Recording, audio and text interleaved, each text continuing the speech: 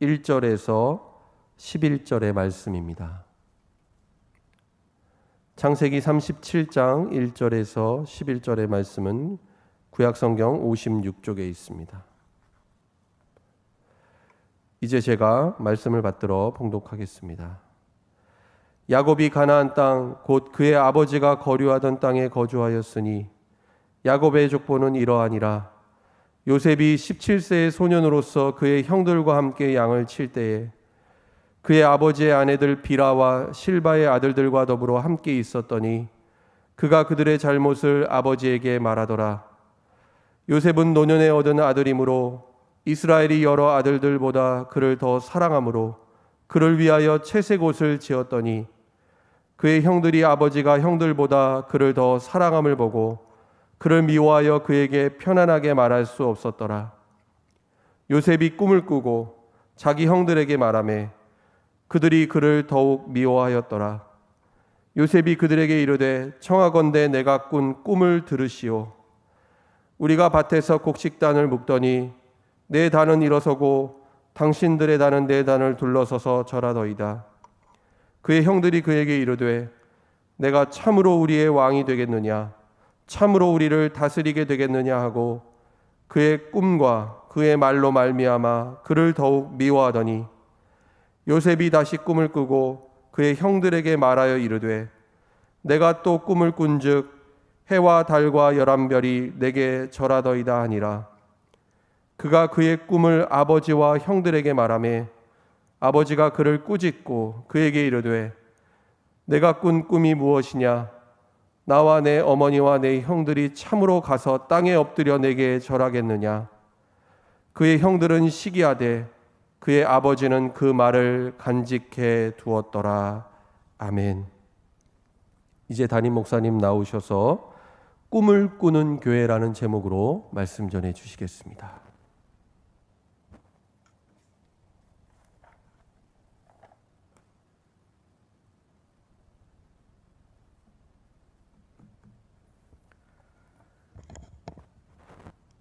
(9월의) 첫날, 새로운 계절 가을을 시작하는 첫날을 맞이하고 있습니다.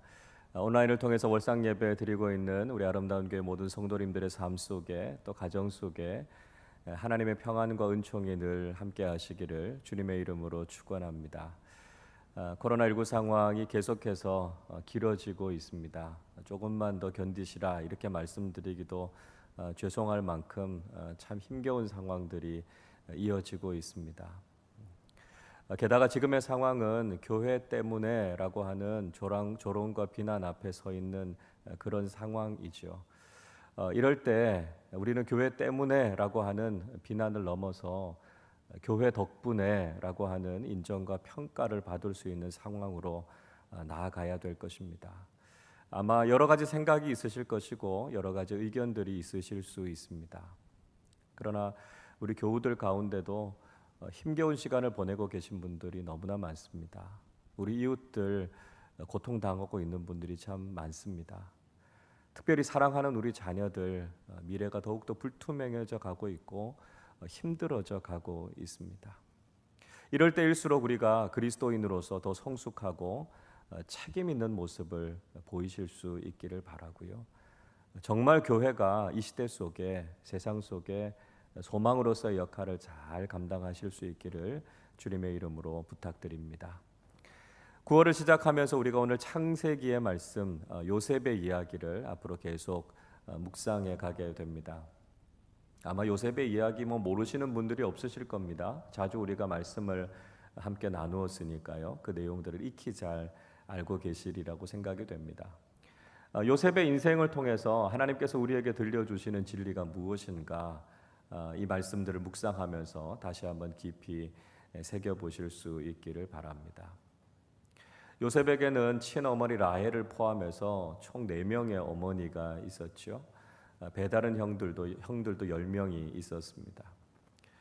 어머니들은 아버지 야곱의 사랑을 받기 위해서 서로 경쟁하고 있었고요. 형들과의 관계도 그렇게 좋은 상황이 되지 못했을 것입니다. 굉장히 어려운 상황, 가정 환경 속에서 요셉이 자라나게 된 거죠. 그런 상황 속에서 요셉은 형들의 잘못을 아버지에게 고했다 이렇게 이야기하고 있습니다. 2절의 말씀 보십시오. 야곱의 족보는 이러하니라. 요셉이 17세의 소년으로서 그의 형들과 함께 양을 칠 때에 그의 아버지의 아내들 빌하와 실바의 아들들과 더불어 함께 있었더니 그가 그들의 잘못을 아버지에게 말하더라 이야기하고 있습니다. 요셉은 잘못된 일이 있으면 그것을 그냥 넘어가는 성격이 되지 못했습니다. 그래서 형들의 잘못을 아버지에게 고했다 이야기하고 있죠.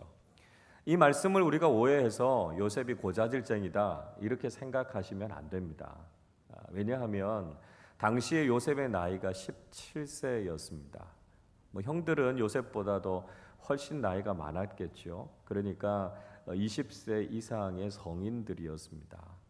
형들은 자기 자신의 삶에 대해서 책임을 져야 했고요. 바른 행동, 바른 삶을 살아야 하는 위치에 있었습니다.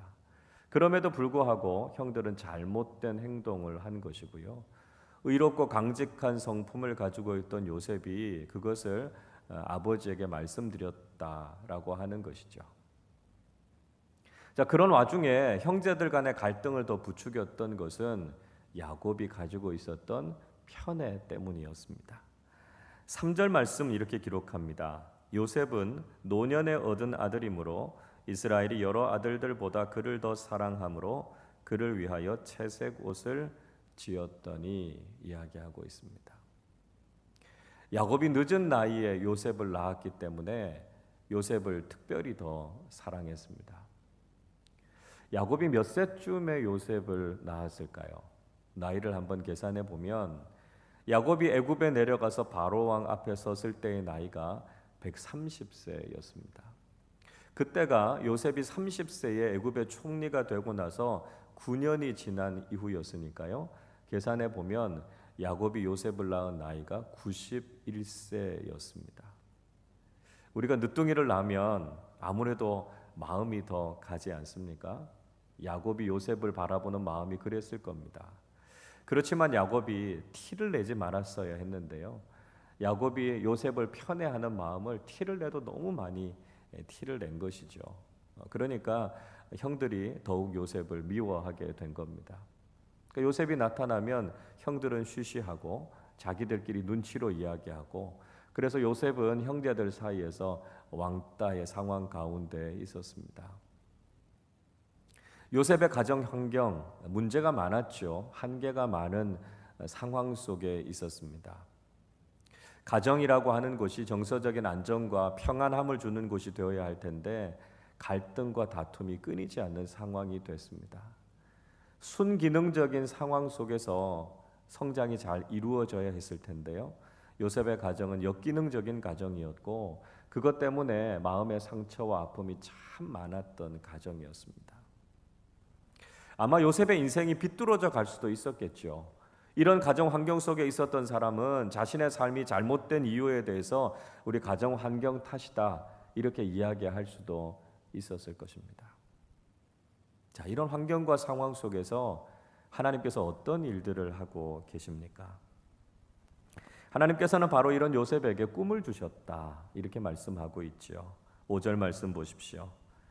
요셉이 꿈을 꾸고 자기 형들에게 말하매 그들이 그를 더욱 미워하였더라 말씀합니다. 요셉이 꿈을 꾸었다 말씀하고 있습니다. 보다 정확하게 이야기하면 하나님께서 요셉에게 꿈을 주신 것이죠. 하나님께서 하실 일들, 계시를 깨닫게 하는 통로 가운데 하나로 꿈이라고 하는 것이 있습니다. 물론 우리가 자면서 꾸는 아무런 의미 없는 꿈도 있을 수 있습니다. 그런데 어떤 꿈은 너무나 선명하게 우리의 기억에 남아있고 그것을 통해서 하나님께서 하시고자 하는 일들을 우리에게 깨닫게 해주는 꿈이 있다라고 하는 것이죠. 하나님께서 우리에게 어떤 비전을 가지고 계신지, 하나님께서 앞으로 우리를 통해서 어떤 일들을 하시기 원하시는지 때로는 꿈이라고 하는 방법을 통해서 하나님께서 우리에게 말씀해 주실 때가 있다는 것입니다.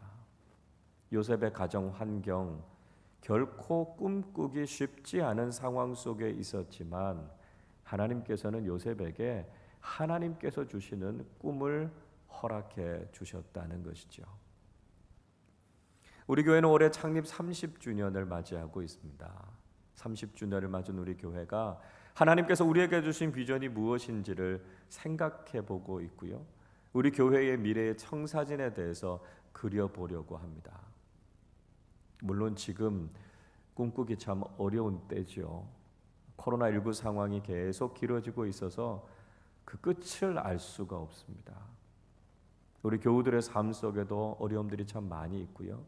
경제적인 타격을 입으신 분들도 많습니다. 올여름 정말 기록적인 폭우와 장마 때문에 아직도 수해가 복구되지 않은 곳들이 많이 있습니다. 우리가 무엇보다도 예배 한 번, 복음을 한 번 전하는 전도하기 어려운 상황 속에 있습니다. 어떻게 보면 참 꿈꾸기 어려운 상황 속에 있지만 하나님께서는 이 상황 속에서도 우리로 하여금 꿈꾸게 하신다는 사실을 잊지 마시기를 바랍니다. 우리 개인의 인생 속에도 또 우리 교회 공동체 속에도 하나님께서 우리에게 주시는 비전이 있습니다. 상황과 환경을 뛰어넘어서 하나님께서 우리에게 주시는 꿈을 꾸고 그 꿈을 이루어 나가는 복된 믿음의 공동체가 될 수 있기를 바랍니다. 요셉은요, 그 꿈을 분명하게 이야기하고 있습니다.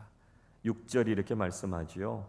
요셉이 그들에게 이르되 청하건대 내가 꾼 꿈을 들으시오 말씀하고 있습니다.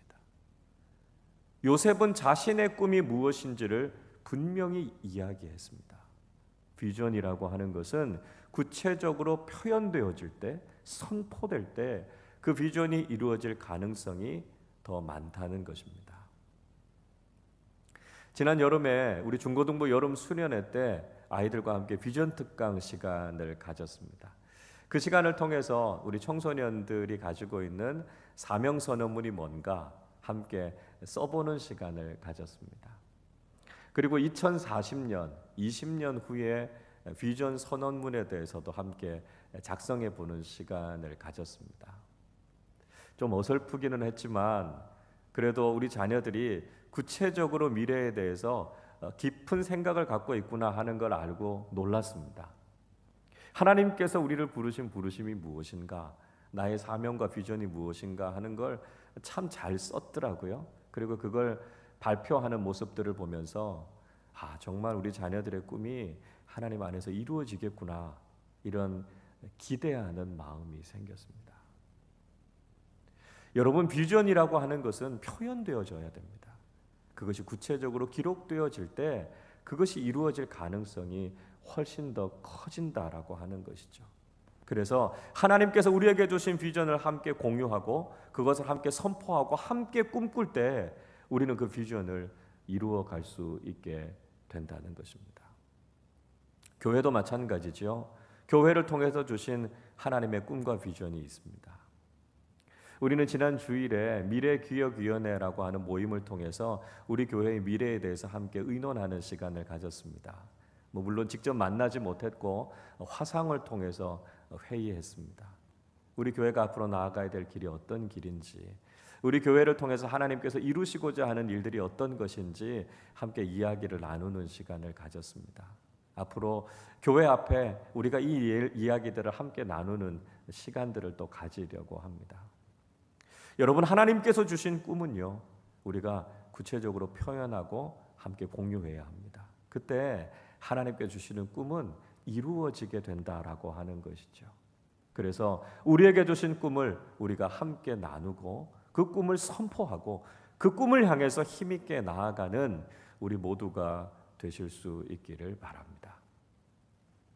하나님께서 우리에게 주신 꿈과 비전을 가지고 그 꿈을 선포할 때 모든 사람들이 다 좋아하거나 지지해 주지는 않을 것입니다. 때로는 그 꿈을 미워하고 시기하는 일들도 만나게 된다는 것이죠. 5절 말씀 끝부분 보면 이렇게 말씀하지요. 그들이 그를 더욱 미워하였더라 말씀합니다. 요셉이 꿈 이야기 하니까요, 형들이 더 미워했다는 겁니다. 8절도 그렇게 말씀하지요. 그의 꿈과 그의 말로 말미암아 그를 더욱 미워하더니 이야기하지요. 11절도 그의 형들은 시기하되 이야기합니다. 그렇지 않아도 요셉을 미워하는 형들인데 요셉의 꿈 이야기를 듣고 그들은 요셉을 더욱더 미워하게 됐습니다. 하나님께서 우리에게 주시는 꿈과 비전이 있습니다. 그 꿈을 우리가 세상을 향해서 선포하면 어떤 반응이 나올까요? 참 좋은 꿈이네요. 참 좋은 비전입니다. 그렇게 이야기하는 사람들도 있을 것입니다. 그러나 그 꿈을 가로막고 방해하려고 하는 일들도 만나게 될 겁니다. 여러분, 그러나 비전은 반대를 만난다고 해서 꺾이는 게 아닙니다. 오히려 비전은 더 강해지죠. 더 견고해지게 됩니다. 때로는 반대하는 사람들을 설득해야 되기도 할 겁니다. 그 비전을 이루기 위해서 특별한 기도와 헌신이 필요할 것입니다. 그러나 그 모든 상황과 환경을 뛰어넘어서 우리가 비전을 향해 마음을 모으고 나아갈 때 하나님께서는 그 비전을 이루게 하실 줄로 믿습니다. 비전을 이루어가는 상황과 환경이 아무리 어렵다 할지라도 때로는 반대와 방해를 만나게 된다고 할지라도 그것을 뛰어넘어서 하나님의 꿈을 향해 나아가는 우리 모두가 되실 수 있기를 바랍니다. 그 속에서 아버지 야곱은 그 꿈을 간직해 두었다 이렇게 이야기하죠. 11절이 이렇게 말씀합니다. 그의 형들은 시기하되 그의 아버지는 그 말을 간직해 두었더라 말씀합니다. 야곱이 형들 앞에서 계속 꿈 이야기를 하니까요. 요셉이 계속 꿈 이야기를 하니까 야곱이 요셉을 꾸짖었다 이렇게 이야기합니다. 이 말씀은 요셉의 꿈과 비전이 잘못됐다는 이야기가 아닙니다. 그렇지 않아도 형들이 미워하는데 굳이 그걸 계속해서 이야기할 필요가 없다. 좀 더 신중하게 행동해야 된다라고 하는 이야기를 야곱이 지금 요셉에게 충고해 주고 있는 것이죠. 그런데 아버지 야곱은 그의 꿈을 간직했다고 이야기합니다. 간직하다라고 하는 히브리어 단어 샤마르라고 하는 말은 지키다는 뜻입니다. 마음속에 잘 새겨두다라고 하는 뜻입니다. 아버지 야곱은 요셉의 꿈을 지켜주고 싶었습니다. 그리고 그가 그 꿈을 이루어갈 수 있도록 마음속에 간직하고